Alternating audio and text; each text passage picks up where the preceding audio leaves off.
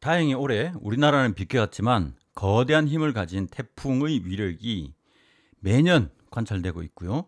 다른 나라도 역대급의 피해를 입고 있습니다.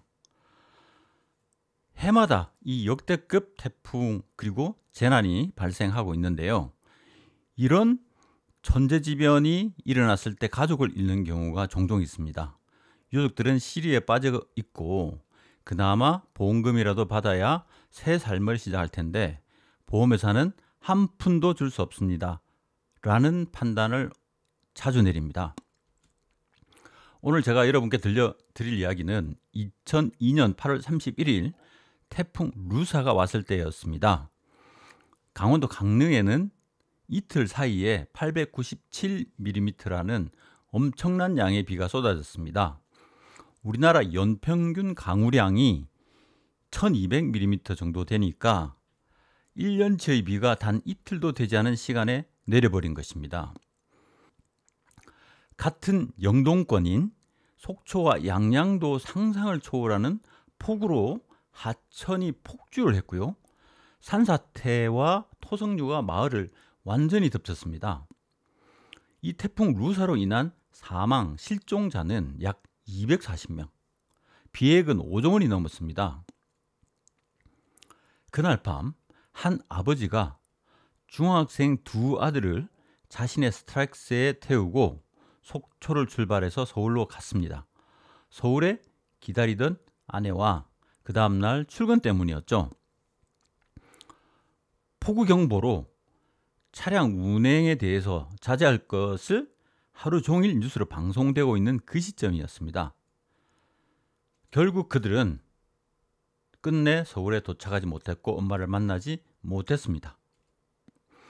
이 엄마는 가족을 잃고 5개월이나 지나서 겨우 정신을 차리게 됐죠. 그래서 자동차 보험금이라도 받아야겠다라고 생각을 하고 자동차 보험회사에 보험금을 청구했는데 보험회사는 보험금 지급 거절했죠. 천재지변이란 이유 때문입니다. 경찰 조사에도 천재지변, 보험회사도 강릉에 어마어마한 재해가 발생했기 때문에 천재지변이라고 단숨에 결정을 내린 것입니다. 이 죽음은 어쩔 수 없는 자연재해가 되었습니다. 하지만 저는 사고 발생 7개월 뒤에 모두가 포기한 그 현장으로 들어갔습니다. 그리고 그곳에서 1%의 확률로 사고의 진실을 찾아냈습니다. 그리고 2억 7천만 원을 유족에게 지급하도록 결정을 했습니다. 본격적인 이야기에 앞서 소비자 탐정 채널은 단순히 정보 제공 채널이 아니라 소비자가 피해를 입은 여러분 함께 진실을 추적하는 채널이고 늘 상담을 통해서 해결 방안을 제시하는 채널이다 말씀드리고요. 오늘 이야기는 실제 사건이고 이 유족들 피해자 보호를 위해서 일부 내용이 수정되었음을 미리 알려드립니다.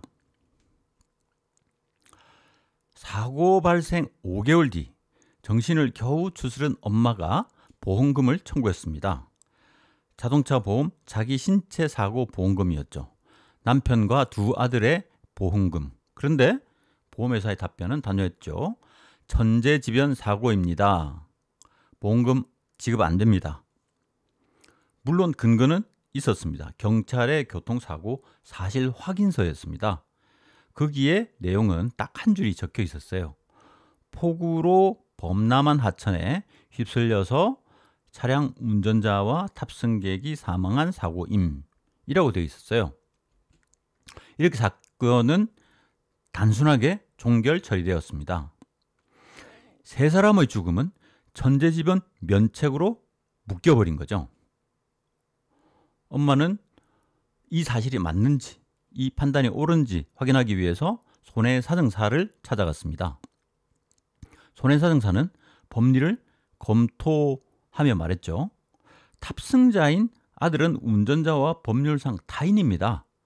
자동차 손해배상보장법에 따르면 탑승인은 고의나 중대한 과실이 아니면 무조건 보험금을 받아야 합니다.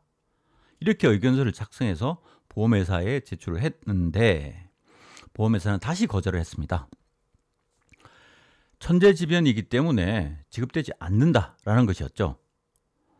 결국 손해사정사는 그 엄마를 모시고 제가 있는 한국소비자원으로 왔습니다. 이 손해사정사의 논리는 맞습니다. 자동차 손해배상보장법, 자배법이라고 하는데요. 승객은 고의가 아니면 보험금을 무조건 지급받을 수가 있습니다. 그런데 이것은 문제가 있습니다. 전제 조건이 있거든요. 결정적인 전제 조건이 무엇이냐면 이 승객에게 보험금이 지급되려고 하면 자동차 사고여야 합니다. 법률상으로는 운행 중 사고여야 하거든요. 운행이 원인이 되지 않고 오로지 천재지변으로만 사고가 발생했다 그러면 교통사고나 자동차 사고가 아니기 때문에 보험금 지급 대상에서 아예 제외가 됩니다. 저는 손해사정사에게 말했습니다. 논리는 좋습니다만 지금 이 사건의 경우에는 해당되지 않습니다. 그리고 그 순간 경찰 서류의 한 줄이 제 눈에 계속 거슬렸습니다. 폭우로 범람한 하천에 차량이 휩쓸려 사망. 과연 이게 전부일까라는 생각을 했습니다. 항상 이 경찰 기록이 너무 성의 없이 조사된 경우가 많아서 이 보험 분쟁은 항상 발생하거든요. 그래서 저는 경찰 기록 외에 추가적인 조사를 항상 더 한 다음에 결정을 내립니다.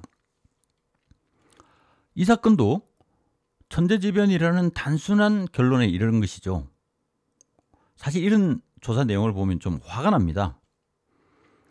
그 수많은 차량에게 각각의 사고 발생의 원인과 사정이 있었을 텐데 모두 한결같이 천재지변으로 인한 사망 이렇게 처리가 되거든요. 그래서 저는 경찰 기록을 믿지 않았습니다. 처음부터.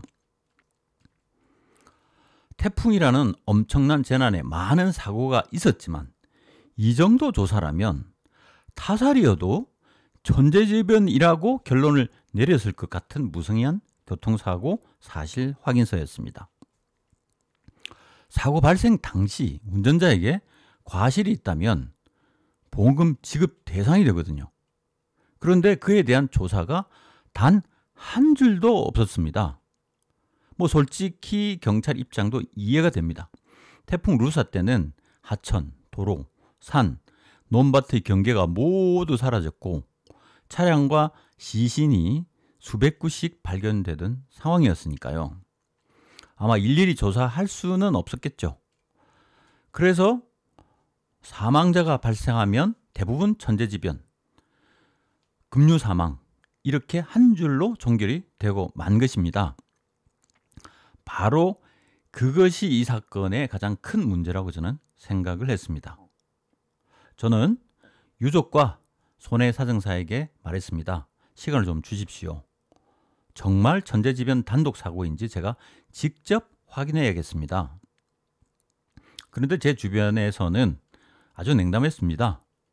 폭우 경보 속에서 속초에서 양양으로 넘어오는 그 한적한 시골길 그리고 그 시간에 1시간당 100mm 이상의 어마어마한 비가 내리고 있는 상황에 발생한 사고인데 그 폭우 속에서 발생한 사고가 운전자의 과실이 있는지 없는지를 어떻게 알 수 있냐?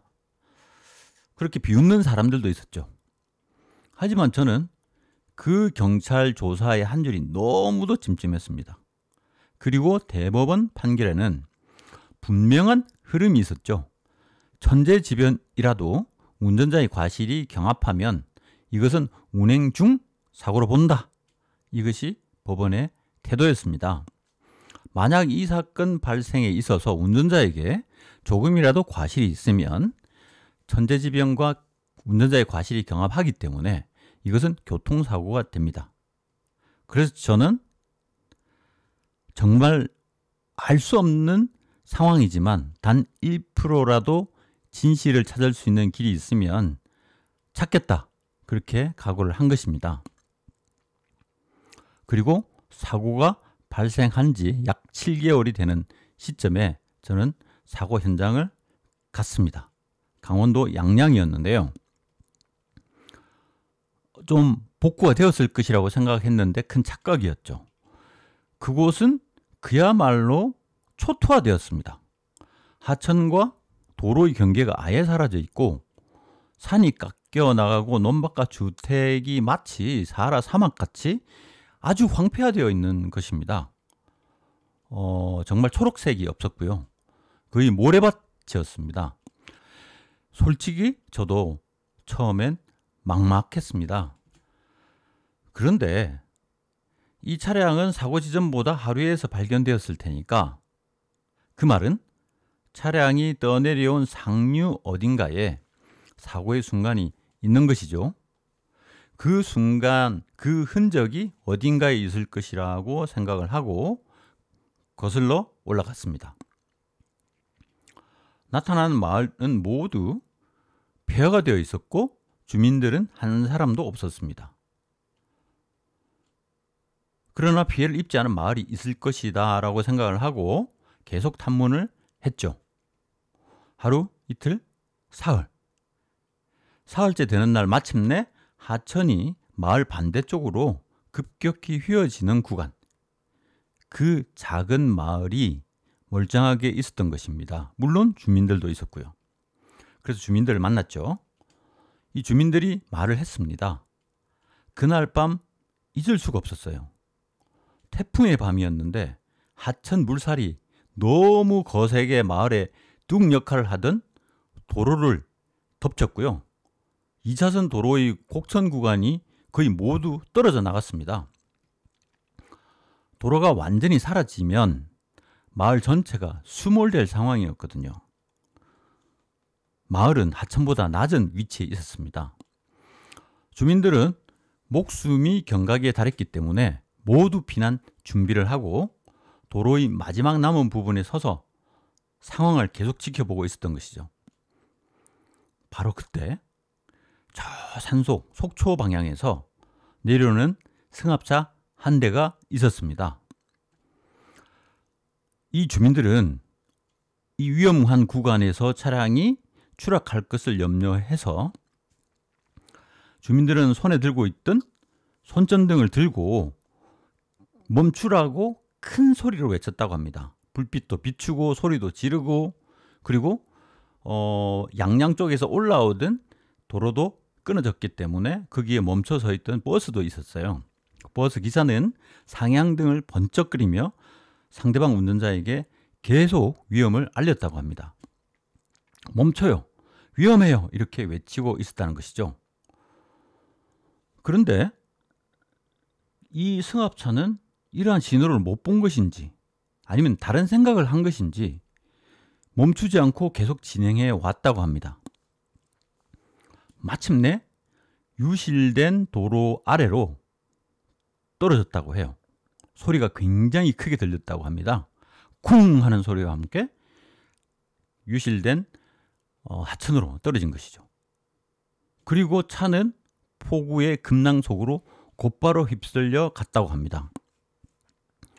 깜깜한 밤이고 폭우가 너무 쏟아지는 가운데 앞이 잘 보이지는 않았지만 희미하게 살려달라고 외치는 승합차 안에 두 아들과 한 명의 운전자를 봤다고 합니다. 너무도 안타까운 상황이었죠. 누구도 구할 수 없는 상황이었고요. 그래서 이 안타까운 상황을 주민들은 모두 기억하고 있었던 것이죠. 저는 감격해서는 안 될 순간이었지만 확인할 수 없을 것이라고 생각했던 어떤 사고의 실체를 마주하면서 너무도 기뻤습니다. 증거를 찾은 것이죠. 그리고 저는 주민 모두로부터 확인서를 받았습니다. 7개월이 지난 사건, 사람들의 기억에서 그날 밤을 다시 깨운 것입니다. 이 확인서 한 장으로 사고의 성격은 완전히 바뀌었습니다. 주민들은 경고를 했었고 랜턴으로 끊임없이 위험을 알렸습니다. 그리고 승합차는 멈출 수 있는 기회도 있었고 지점도 있었지만 그냥 하천으로 추락한 것이죠. 이것은 운전자의 전방 주시 태만, 그리고 폭우 경보로 차량 운행을 자제할 것을 하루 종일 뉴스로 보도되고 있었는데 그런 상황에서 운전을 감행했다는 것. 이 두 가지는 운전자의 과실 영역에 들어간다고 볼 수 있는 것이죠. 역설적이게도 죽은 아빠의 잘못을 찾아내서 살아남은 엄마에게 보험금을 지급할 수 있는 증거를 찾은 것입니다. 저는 보험회사에게 말을 했습니다. 이것은 천재지변 단독 사고가 아니다. 운전자 과실에 의한 사고니까 운행 중 사고이고 보험금을 지급할 사고이다 라고 얘기를 했습니다. 보험회사는 뜻밖의 소식에 깜짝 놀랐습니다. 제가 너무도 구체적인 증거를 보험회사에 들이댔기 때문이죠. 변호사 등으로 구성된 보험회사 법무팀은 며칠째 사건을 검토를 했습니다. 그리고는 결국은 보험금 지급을 거절했습니다. 경찰 기록에 천재지변이라고 명시되어 있는데 우리가 어떻게 보험금을 줍니까? 경찰 기록은 보고 문서입니다. 법원에서 유력한 증거를 갖는 문서이기 때문에 이 증거에 기초해서 우리는 보험금을 지급할 수 없습니다 라고 외친 거죠. 저는 화가 너무 났습니다. 경찰 기록이 언제나 허술하다는 것은 보험회사도 잘 알고 있거든요. 자기들이 유리할 때는 경찰 기록도 부정하고 자기들이 유리하면 경찰 기록에 의존합니다. 매우 잘못된 태도를 가지고 있죠. 그래서 저는 보험회사에 공식적으로 통보했습니다. 이 사건은 운행 중 사고임에도 천재지변을 핑계로 돈을 주지 않는 것이니까 보험회사의 태도는 매우 부당한 것이고 이러한 행태는 전 국민에게 알려야 한다. 그래서 이 사건에 대해서 언론에 보도자료를 공표하겠다. 우리 소비자원은 소비자에게 필요한 정보를 국민에게 제공해야 되고 또 필요한 정보를 공표해야 할 권한이 있습니다. 그들은 다시 자문 변호사 등의 자문을 받은 다음에 마침내 무릎을 꿇고 말았습니다. 자손보험금, 세 사람이죠. 각 3천만 원이었어요. 9천만 원. 그리고 대인배상 책임보험금, 2명의 아들에 대한 금액입니다. 8천만 원. 그래서 1억 6천만 원. 자손과 책임보험을 모두 합하면 2억 7천만 원이었고요. 보험회사는 이 돈을 유족에게 지급을 했습니다. 경찰 보고서 한 줄에 묻혀서 영원히 사라질 뻔했던 진실이 7개월 만에 세상 밖으로 나온 순간이었습니다. 이 사건은 20년 전 이야기입니다. 하지만 과거의 일이 아니죠. 기후위기로 태풍과 집중호우는 해마다 강력해지고 있습니다. 2002년 태풍 루스 당시 강릉에 이틀간 897mm의 비가 내렸죠. 그런데 최근 몇 년 우리는 어땠습니까? 매년 역대급 폭우가 반복되고 있습니다. 도로가 하천이 되고 차량이 떠내려가는 장면들, 이제는 매년 여름이면 뉴스를 보는 일상이 되어버렸습니다. 그리고 그때마다 보험회사는 똑같이 말합니다. 천재지변입니다. 면책입니다. 그래서 이 사건의 중요한 이유는 바로 여기에 있는 것입니다. 이것은 20년 전 한 가족의 문제가 아니라 지금 이 순간에도 그리고 앞으로도 계속해서 우리가 모두 직면할 수 있는 현재의 문제입니다. 태풍이 올 때, 폭우가 쏟아질 때, 여러분이나 여러분의 가족이 사고를 당했을 때 보험회사가 천재지변이라는 네 글자로 모든 책임을 회피하려 한다면 어떻게 대응하시겠습니까? 그때 여러분이 알아야 할 것은 바로 이것입니다. 천재지변이라도 조금이라도 운전자에게 과실이 경합되면 보험금을 지급받을 수가 있다. 그리고 그 진실을 찾기 위해서는 누군가 현장으로 가야 한다는 것, 포기하지 않고 끝까지 파고들어야 한다는 것, 이것은 꼭 기억해야겠습니다. 사건은 모두 끝났다고 생각할 때 진짜 끝나는 게 아닙니다. 한 줄의 종결이 진실을 덮어버릴 수도 있고, 누군가 현장으로 가서 그 밤을 다시 보고 나면 책임과 정의가 살아납니다. 저는 7개월이 지난 초토화된 현장에서 1%의 확률로 진실을 찾아냈습니다. 그리고 그 진실이 유족을 살렸습니다. 기후위기 시대, 우리 모두는 언제든 재난의 피해자가 될 수 있습니다. 하지만 진실을 찾으려는 노력까지 포기할 필요는 없습니다. 진실을 추적합니다. 소비자 탐정이었습니다. 혹시 여러분도 소비자 피해를 겪고 계시지는 않으신가요? 특히 최근 기후재난으로 인한 차량 침수, 주택 피해, 보험 분쟁 등으로 어려움을 겪고 계신다면 아래 고정 댓글란에 피해 내용을 남겨주세요.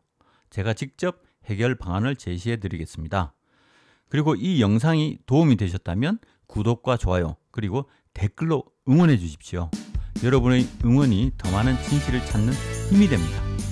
감사합니다.